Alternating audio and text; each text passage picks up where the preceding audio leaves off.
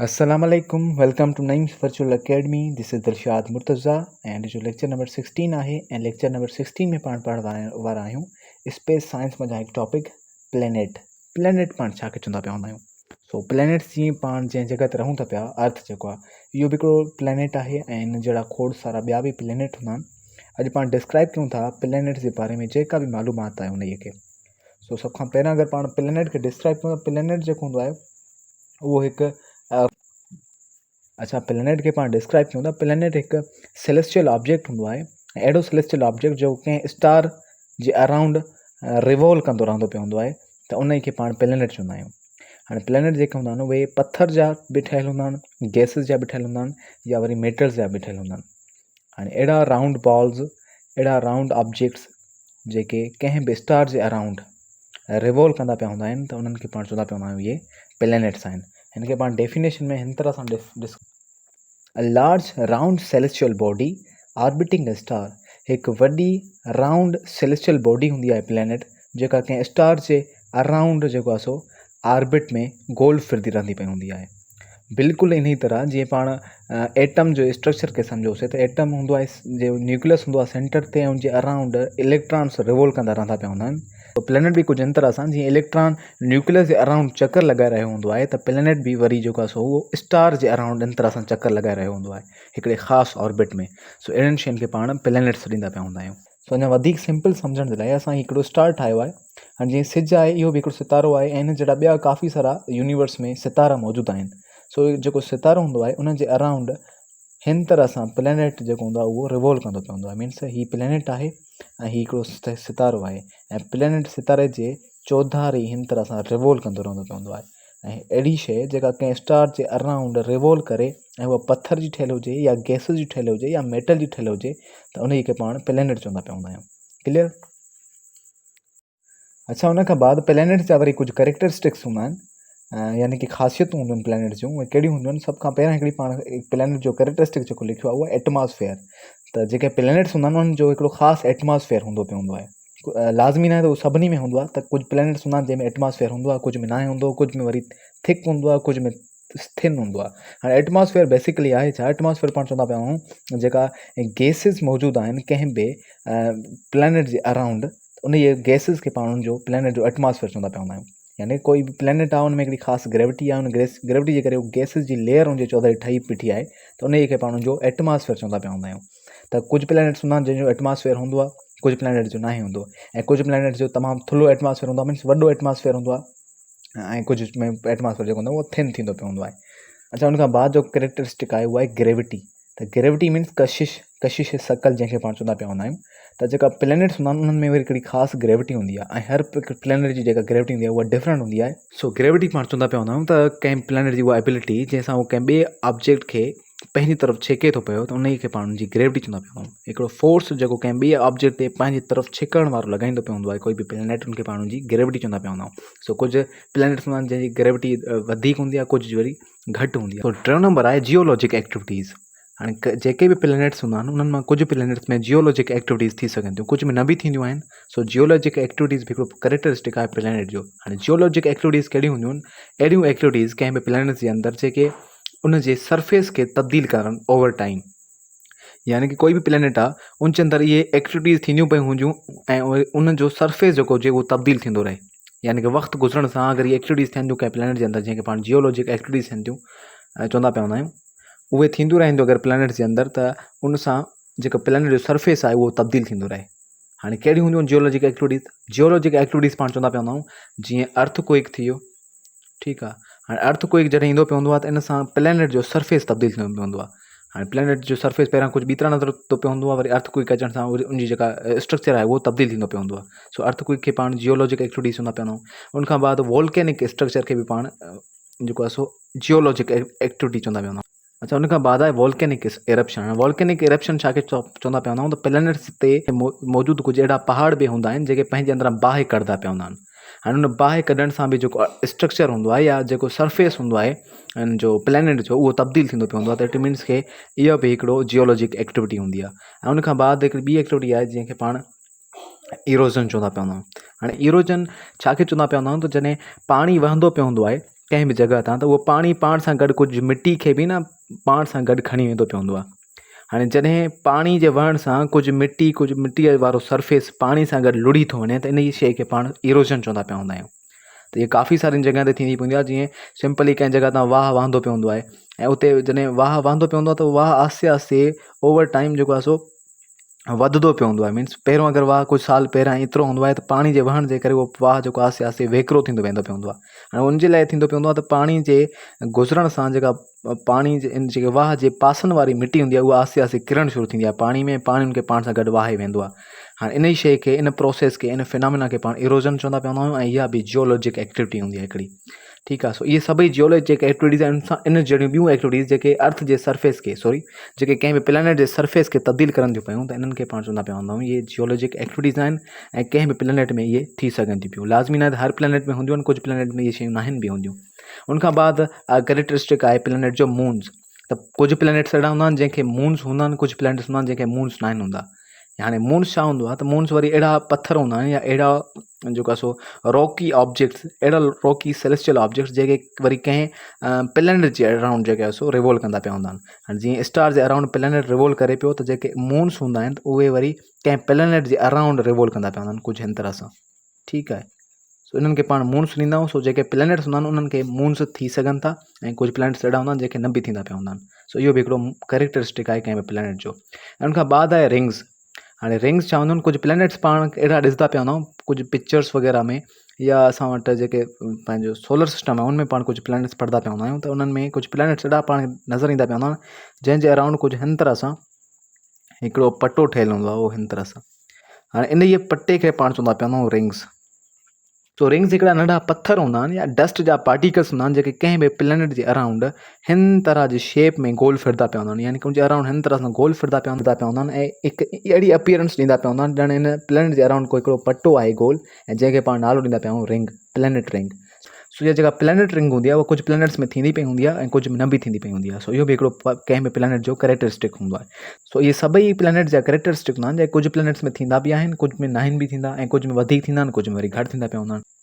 सो इहे हुआ characteristics of planets. हिन खां बाद अगरि पाण पंहिंजे सोलर सिस्टम में मौजूदु प्लेनेट्स खे ॾिसूं, त असां वटि तक़रीबन 8 खां 9 जेको आहे सो प्लेनेट्स मौजूदु आहिनि, ऐं उन्हनि जा नाला पाण ते लिखी छॾूं था पिया। सो सभ खां पहिरियों जेको प्लेनेट मौजूदु हूंदो आहे असांजे सोलर सिस्टम में, उनजो नालो हूंदो आहे मर्करी। ठीकु आहे, मर्करी। हाणे इहो हिकिड़ो प्लेनेट आहे, इन जा पाण कैरेक्टरिस्टिक्स बाक़ाइदा डिफाइन कंदासीं अॻिते हली करे। ऐं नंबर ॿियों जेको प्लेनेट हूंदो आहे असांजे सोलर सिस्टम में, उहो हूंदो आहे वीनस।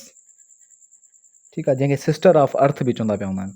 ऐं उनखां बाद नंबर 3 प्लेनेट हूंदो आहे अर्थ, जंहिं ते पाण रहूं था पिया। इहो बि हिकिड़ो प्लेनेट आहे, इन जो नालो आहे अर्थ। उनखां बाद चोथों प्लेनेट आहे असांजो मार्स। ऐं नंबर 5 प्लेनेट आहे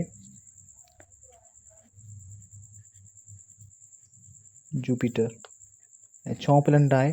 सो असांजे सोलर सिस्टम में मौजूदु जेके प्लेनेट्स आहिनि उहे तक़रीबन 8 आहिनि। हिकिड़ो ॿियो बि प्लेनेट आहे जंहिंखे पाण 9th प्लेनेट कंसीडर कंदा पिया हूंदा आहियूं, जो नालो आहे प्लूटो। पर इनखे पाण जेके ही प्लेनेट्स आहिनि इन्हनि जी लिस्ट में आहियूं ॻणंदा आहिनि, इनखे पाण चवंदा पिया हूंदा आहियूं डार्क प्लेनेट। हाणे डार्क प्लेनेट छा हूंदो आहे, इनखे पाण अॻिते पढ़ण वारा आहियूं। ठीकु आहे। सो टोटल जेके असां सोलर सिस्टम में प्लेनेट्स कंसीडर कया था वञनि उहे 8 आहिनि। सभ खां पहिरियां आहे मर्करी, उनखां बाद जेको प्लेनेट ईंदो आहे उहो वीनस आहे, उनखां बाद आहे 3 नंबर अर्थ, उनखां बाद आहे 4 नंबर मार्स, ऐं 5 आहे जुपिटर, ऐं 6 आहे सैटर्न, ऐं 7 आहे यूरेनस, ऐं 8 आहे नेपच्यून। इहे सभई अरेंज थियल आहिनि हिकिड़े आर्डर में। इहे सभई सिज खां नज़दीक खां वठी करे परे ताईं जे हिकिड़े आर्डर में मौजूदु आहिनि। सभ खां पहिरियां जेको आर्डर में रखियलु आहे उहो मर्करी आहे, ऐं सभ खां आख़िरी में जेको रखियलु आहे उनखे पाण नेपच्यून चवंदा पिया हूंदा आहियूं। ठीकु आहे। इहे सभई प्लेनेट्स असांजे जेको सन आहे, जेको स्टार आहे असांजे सोलर सिस्टम जो सन, उन जे अराउंड रिवॉल्व कंदा रहंदा पिया हूंदा आहिनि मुख़्तलिफ़ स्पीड्स में। पाण हिकिड़ो वीडियो लेक्चर ठाहींदासीं सिर्फ़ु हिननि प्लेनेट्स जे जेको आहे सो कैरेक्टरिस्टिक्स ते, जो कुझु ॾींहंनि में। अच्छा, इहे सभई प्लेनेट्स आहिनि जेके असां सोलर सिस्टम में मौजूदु आहिनि। अच्छा, इन सभिनी खे पाण आर्डर में यादि करण लाइ हिकिड़ो सेंटेंस यूज़ कंदा पिया हूंदा आहियूं, जेको अगरि पाण यादि करे वञूं त पाण खे ईज़िली ख़बर पइजी वेंदी त सभ खां पहिरियों प्लेनेट कहिड़ो ईंदो आहे, ॿियों प्लेनेट कहिड़ो ईंदो आहे, 3, 4, 5 ऐं आख़िरी ताईं प्लेनेट्स कहिड़ा ईंदा पिया हूंदा आहिनि।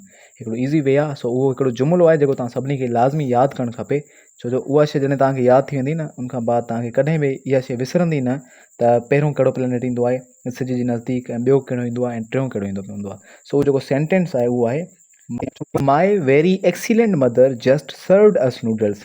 मुंहिंजी तमामु घणी प्यारी या तमामु होशियारु माउ मूंखे नूडल्स ॾिना। जी सिंपली माना सिंधी में इहा आहे। हाणे इहो जेको जुमिलो आहे उहो सभिनी प्लैनेट्स खे रिप्रेज़ेंट कुझु इन तरह सां करे थो। सभ खां पहिरियां लफ़्ज़ जेको आहे माए, माए रिप्रेज़ेंट करे थो मरकरी खे। उन खां बाद वेरी में वी रिप्रेज़ेंट करे थो वीनस खे। एक्सीलेंट रिप्रेज़ेंट करे थो अर्थ खे। उन खां बाद मदर रिप्रेज़ेंट करे थी पई मार्स खे। उन खां बाद जस्ट रफ रिप्रेज़ेंट करे थो जुपिटर ऐं सर्ड रिप्रेज़ेंट करे थो सैटर्न खे एंड अस रिप्रेज़ेंट करे थो यूरेनस खे एंड नूडल्स या इन जॻह ते ॿियो हिकु लफ़्ज़ बि तव्हां यूज़ करे सघो था खाधे जो जेको एन सां थिए लाइक नान्स वग़ैरह पाण लिखी छॾूं था। ठीकु आहे। सो इहो नेपच्यून खे रिप्रेज़ेंट करे थो पियो। सो अगरि हीउ जुमिलो तव्हां यादि करे वेंदा त पोइ तव्हांखे ख़बर पइजी वेंदी त इहो कहिड़ो ऑर्डर आहे जंहिंमें जेको आहे सो प्लैनेट्स रखियल आहिनि। सो ईज़ी वे आहे यादि करण जे लाइ planets in the solar system खे। ठीकु। उन खां बाद जेके सोलर सिस्टम में मौजूदु प्लैनेट्स आहिनि उनखे पाण कैरेक्टराइज़ कयो आहे कुझु डिफरेंट टाइप्स में। उहे टाइप्स हाणे पाण पढ़ंदासीं। सो टाइप्स ऑफ प्लैनेट में सब खां पहिरियां जेको टाइप आहे प्लैनेट जो उहो आहे टेरेस्ट्रियल प्लैनेट्स। टेरेस्ट्रियल प्लैनेट हिकिड़ा अहिड़े टाइप जा प्लैनेट आहिनि जेके कंपोज़ थियल हूंदा आहिनि रॉक्स जा ऐं मेटल्स जा। हाणे पाण पहिरियां त इहा शइ पढ़ी आयासीं त जेके प्लैनेट्स हूंदा आहिनि उहे या रॉक्स जा ठहियल हूंदा आहिनि या वरी उहे मेटल्स जा हूंदा आहिनि या वरी गैसिस जा हूंदा आहिनि। सो अहिड़ा प्लैनेट्स जेके रॉक्स ऐं मेटल्स मां ठहियल हुजनि उन्हनि खे पाण टेरेस्ट्रियल प्लैनेट्स चवंदा आहियूं। हिन खे पाण डिस्क्राइब करे छॾूं था पिया। हाणे पाण हिते लिखी छॾी आहे डेफिनेशन में त terrestrial planet is a type of planet composed of rocks and metals. अहिड़े क़िस्म जा प्लैनेट्स जेके रॉक्स एंड मेटल्स मां ठहियल हुजनि उन्हनि खे पाण चवंदा पिया हूंदा आहियूं टेरेस्ट्रियल प्लैनेट्स। हाणे मेटल्स यानी कि आयरन जा कुझु अहिड़ा प्लैनेट्स आहिनि जेके आयरन जा ऐं कुझु ॿिया जेके मिनरल्स आहिनि उन्हनि जा ठहियल प्लैनेट्स बि मौजूदु आहिनि असां वटि ऐं उन्हनि प्लैनेट्स खे पाण टेरेस्ट्रियल प्लैनेट्स चवंदा पिया हूंदा आहियूं। अच्छा, ॿी पॉइंट टेरेस्ट्रियल प्लैनेट जी आहे त इन्हनि खे हिकु सॉलिड सरफेस हूंदी आहे। हाणे कुझु अहिड़ा प्लैनेट्स जा टाइप बि पाण पढ़ंदासीं जेके सॉलिड सरफेस जंहिंखे न हूंदी इट मीन्स उन्हनि जे मथां पाण बीह नथा सघूं। त हीअ जेके टेरेस्ट्रियल प्लैनेट्स हूंदा आहिनि उहे अहिड़ा प्लैनेट्स हूंदा आहिनि जंहिंमें सॉलिड सरफेस हूंदी आहे ऐं उनजे पाण मथां वॉक करे सघूं था, पाण बीह सघूं था पिया। ठीकु आहे। सो उन्हनि जे मथ में हिकिड़ी सॉलिड सरफेस थींदी पई हूंदी आहे। They are relatively small. जेके टेरेस्ट्रियल प्लैनेट्स हूंदा आहिनि उहे कुझु ॿिया प्लैनेट्स जा जेके पाण टाइप्स पढ़ंदासीं उन खां इहे स्मॉल थींदा पिया हूंदा, नंढा थींदा पिया हूंदा आहिनि साइज़ में। ठीकु आहे। ॿी पॉइंट आहे त they have a dense corps. जेके टेरेस्ट्रियल प्लैनेट्स हूंदा आहिनि उनजे अंदरि जेको कोर हूंदो आहे, हाणे कोर छा खे चवंदा वञूं, हीउ जेको प्लैनेट आहे इन जे अंदरि जेका ही एरिया मौजूदु आहे उनजो जेको सेंटर आहे अंदरि जी जॻह ताईं, त इन खे पाण कोर सॾींदा पिया हूंदा आहियूं। ऐं कोर जेको हूंदो आहे टेरेस्ट्रियल प्लैनेट्स में उहो डेंसर हूंदो आहे, तमामु जेको आहे सो घाटो हूंदो आहे बनिस्बत उनजे ॿाहिरें जेके सरफेस आहे उनखां। टेरेस्ट्रियल जे एग्ज़ाम्पल्स में अगरि पाण ॾिसूं त असांजे जेके सोलर सिस्टम में मरकरी, वीनस ऐं अर्थ या मार्स जेके प्लैनेट्स आहिनि इन्हनि सभिनी खे पाण टेरेस्ट्रियल प्लैनेट्स चवंदा पिया हूंदा आहियूं। सो मरकरी, वीनस, मार्स ऐं अर्थ जंहिंजे पाण मथां रहूं था पिया इहो हिकु टेरेस्ट्रियल प्लैनेट आहे। ऐं इन जहिड़ा जेके ॿिया प्लैनेट्स थींदा पिया हूंदा आहिनि उनखे पाण टेरेस्ट्रियल प्लैनेट्स चवंदा पिया हूंदा आहियूं। उन खां बाद हिकिड़ो ॿियो टाइप आहे प्लैनेट्स जो जंहिंखे पाण चवंदा पिया हूंदा आहियूं गैस जीएंट्स। हाणे गैस जीएंट्स पाण कहिड़नि प्लैनेट्स खे चवंदा आहियूं त गैस जीएंट्स अहिड़ा प्लैनेट हूंदा आहिनि जेके गैसिस जा ठहियल हूंदा आहिनि। पाण पढ़ियोसीं त अहिड़ा प्लैनेट्स जेके रॉक्स ऐं मेटल्स जा ठहियल आहिनि उनखे पाण टेरेस्ट्रियल चवंदा आहियूं। ऐं कुझु अहिड़ा प्लैनेट्स बि हूंदा आहिनि जेके रॉक्स एंड मेटल्स जा न पर गैसिस जा ठहियल हूंदा आहिनि, त उन्हनि खे पाण चवंदा पिया हूंदा आहियूं गैस जीएंट प्लैनेट्स। तो डेफिनेशन असां लिखी आहे त a type of planet that primarily composed of gases. अहिड़े क़िस्म जा प्लैनेट्स त जेके प्राइमरी तौर ते उहे ठहियल हूंदा आहिनि गैसिस जा, त उन खे पाण गैस जीएंट्स चवंदा आहियूं। हाणे गैसिस कहिड़ियूं हूंदियूं आहिनि, उहे हूंदियूं आहिनि हीलियम एंड हाइड्रोजन। मोस्टली जेके गैसिस हूंदियूं आहिनि उहे हीलियम ऐं हाइड्रोजन हूंदियूं आहिनि। उन खां अलावा ॿियूं गैसिस बि थी सघनि थियूं पियूं। सो इन खां अलावा ॿी पॉइंट अगरि पाण जी ॾिसूं था पिया त उहा आहे त दे आर सो जी ॿी पॉइंट असां लिखी आहे त they are massive in size as compare to the terrestrial planets. जेके टेरेस्ट्रियल प्लैनेट्स हूंदा आहिनि उनखे असां अगरि पाण खे गैस जीएंट्स खे कंपेयर कयूं त हिननि जी जेका साइज़ हूंदी आहे उहा उनखां काफ़ी वॾी थींदी पवंदी आहे। सो उन में अच्छा ॿी पॉइंट आहे हिन जी त नो सॉलिड सरफेस। जेके गैस जीएंट्स हूंदा आहिनि उनमें सॉलिड सरफेस न हूंदी। पाण पहिरियां ई डिस्कस कयोसीं त कुझु अहिड़ा प्लैनेट्स बि हूंदा आहिनि जंहिं मथां पाण स्टैंड नथा करे सघूं पिया। मीन्स उन्हनि जे मथां सॉलिड सरफेस न हूंदी जंहिंजे करे पाण उनजे मथां बीह न सघंदा पिया हूंदा। उहे ठहियल हूंदा आहिनि गैसिस जा। सो जेके गैस जीएंट्स हूंदा आहिनि उहे मुकमल तौर ते गैसिस जा ठहियल हूंदा आहिनि। उनजे मथां पाण बीह, घुमी, वॉक या वेही कोन था सघूं पिया। त अहिड़ा प्लैनेट्स जंहिंजे मथां सॉलिड सरफेस मौजूदु न हूंदी उन्हनि खे पाण गैस जीएंट्स प्लैनेट्स चवंदा पिया आहियूं। ऐं गैस जीएंट जे मथां सॉलिड सरफेस मौजूदु न हूंदी। सो जेको एटमॉस्फेयर हूंदो आहे गैस जीएंट्स जो उहो कोर ताईं जेको आहे सो पखिड़ियल हूंदो आहे। हाणे कोर छा, हीउ जेको प्लेनेट आहे कोई बि खणूं था पिया हिकिड़ो टेरेस्ट्रियल प्लेनेट ठाहियूं था पिया, त हीउ टेरेस्ट्रियल प्लेनेट्स रॉक्स जो ठहियलु हूंदो आहे ऐं मथां एटमॉस्फेयर हितां स्टार्ट थींदो पियो हूंदो आहे हेसि ताईं, मतिलबु हुनजी का ख़ासि हाइट हूंदी आहे उस ताईं हूंदो आहे। पर जेके गैस जीएंट्स हूंदा आहिनि उन्हनि में जेको एटमॉस्फेयर हूंदो आहे उहो कोर खां वठी करे यानी कि अंदरें हिसे खां वठी करे शुरू थींदो पियो हूंदो आहे वेंदे सॼो जेको प्लेनेट ठहंदो पियो हूंदो आहे उस ताईं।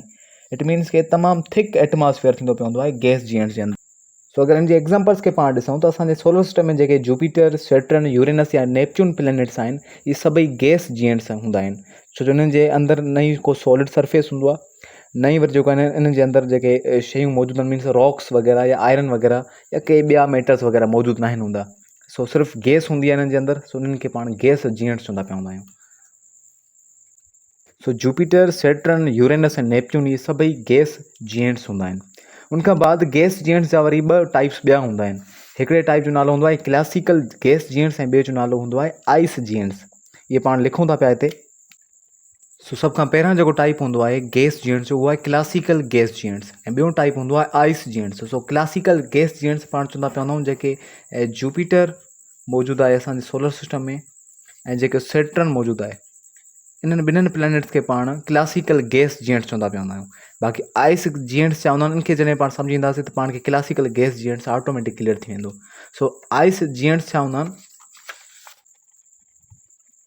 अच्छा आइस जीएंट्स के पाण डिस्क्राइब किया है तो आइस जीएंट्स आर अ सब कैटेगरी ऑफ गैस जीएंट्स। आइस जीएंट्स जेका हूंदी आहे हिकु सब कैटेगरी आहे गैस जीएंट्स प्लैनेट्स जी। मज़ीद डिस्क्राइब किया है तो primarily composed of water, ammonia and methane ISIS. जेके आइस जीएंट्स हूंदा आहिनि उहे कंपोज थियल हूंदा आहिनि प्राइमली तौर ते वाटर मंझां, अमोनिया ऐं मीथेन गैसिस जी आइसिस मंझां। हाणे अमोनिया मीथेन जेके हूंदियूं आहिनि गैसिस हूंदियूं आहिनि, पर जॾहिं इहे कूल थियनि ऐं आइस फॉर्म में ईंदियूं पियूं हूंदियूं आहिनि त उहे ठाहींदियूं पियूं हूंदियूं आहिनि आइस जीएंट्स प्लैनेट्स के। उनका बाद पॉइंट आहे hydrogen and helium gases are present but less abundant than in gas जीएंट्स। Number 3 point आहे त जेके आइस जीएंट्स हूंदा आहिनि उनमें हाइड्रोजन ऐं हीलियम गैसेस मौजूदु त हूंदियूं आहिनि बट एतिरियूं मौजूदु न आहिनि हूंदियूं जेतिरियूं जेके क्लासिकल गैस जीएंट्स प्लैनेट्स आहिनि उन्हनि में मौजूदु हूंदियूं आहिनि। इट मीन्स कि हिननि जे अंदरि वाटर, अमोनिया या मीथेन जी जेके आइसिस हूंदियूं आहिनि उहे वधीक हूंदियूं आहिनि ऐं हीलियम ऐं हाइड्रोजन बि इनमें मौजूदु हूंदी आहे, पर एतिरी न हूंदी जेतिरी क्लासिकल गैस जीएंट्स में हूंदी आहे। अच्छा प्लस में बी पॉइंट आहे त they have IC course, they have IC course.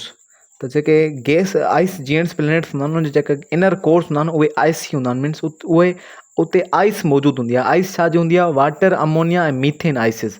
यानी कि अमोनिया ऐं मीथेन जेका कूल थी वेंदी आहे ऐं आइस फॉर्म में अची वेंदी आहे त उहा हुनजे सेंटर में मौजूदु हूंदी आहे। भई उहे अमोनिया ऐं मीथेन आइसिस हूंदियूं आहिनि जेके इन आइस जीएंट्स जे कोर्स खे बणाईंदियूं पियूं हूंदियूं आहिनि। इन जे करे पाण खे चवंदा पिया हूंदा दे हैव आइसी कोर्स। ठीकु आहे। सो ये सभई प्लैनेट्स जा जेके टाइप्स हुआ पाण डिस्कस कयासीं हिते ऐं प्लैनेट्स खे पाण सम्झोसीं त प्लैनेट जेके हूंदा आहिनि उहे असल में छा हूंदा आहिनि। आई होप कि हीउ टॉपिक तव्हांखे सही क्लियर थियो हूंदो।